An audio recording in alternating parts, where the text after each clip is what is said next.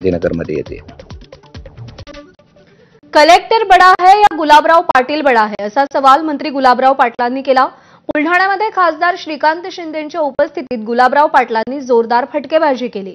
हम GR भी निकालते हैं और तुम्हारा सीआर भी निकालते हैं असं पाटील म्हणाले।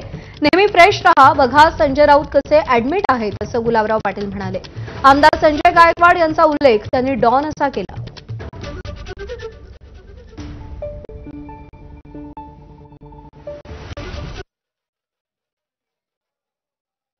मी 12वी पास झालो, पुढे कॉलेज नाही शिकू शकलो, पण बाळासाहेबांनी मला विधानसभेचं तिकीट दिलं, कायदा बनवणाऱ्या संस्थेमध्ये बसवलं। आता मी मंत्री आहे। बताओ कलेक्टर बड़ा है कि गुलाबराव पाटील बड़ा है? बताओ कलेक्टर बड़ा है कि गुलाबराव पाटील बड़ा है? सरकार दोन गोष्टीवर जात आहे, जीआर वर आणि सीआर वर। हम जीआर निकालते हैं और तुम्हारा सीआर लिखते हैं। आमदारांना ताकद लोकप्रतिनिधीची फ्रेश राहा, फ्रेश। कधी तुमचा जीव चालला जाईल सांगता येत नाही, कधी माझा जाईल सांगता येत नाही। बघा ना माझं संजय राऊत ऍडमिट आहे, काय सांगा तुम्हाला? वो मेरा माल है भाई, मेरा माल है। हे वाचलं पाहिजे। देवाला प्रार्थना केली मी, जिजाऊ मातेला मी प्रार्थना करतो की त्याला चांगली बुद्धी दे।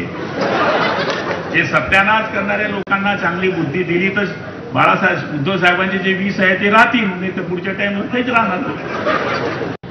रायमुरकर पडले नाही, पाडले गेले, आपल्या लोकांनीच पाडले। हा माझा स्वतःचा म्हणणं आहे। तुम्ही लक्ष नाही दिलं। एक आमदार पडला तर कमी नुकसान नाही होत, फटफटी पकडायला मी विचार करतो पोलीस, उसका आमदार बैठा है भाई। बाई कशी असो, डोक्यावर कुंकू असला तर ते शोभून दिसते। आपलं माणूस कसंही असो, काळं असो, नक्ट असो, शेंबडं असो, आपलं आपलं असतं। चला आमच्यावर केस नाही झाला तर आमचा शिवसैनिकच होऊ शकत नाही, ही आमची संकल्पना होती। एक केस मध्ये तर मी, माझा लहान भाऊ, मोठा भाऊ आणि माझा बाप एकाच बॅरेकमध्ये, प्रतापराव जाधव आणि त्यांचे सगळे सहकारी आणि आमचं संजीव भाऊ। संजीव भाऊ बी सांगतो तू आवरणार भाऊ, हे आमचं डॉन आहे। अरे जीवानो मुझे पैसानो, म्हणजे सांगायचं अर्थ असे एक एक हिरे शिवसेनेमध्ये आहे। गुंडे म्हणता लोक आम्हाला, अरे म्हणू दे ना गुंड, शंड असण्यापेक्षा गुंड असलेला बरा।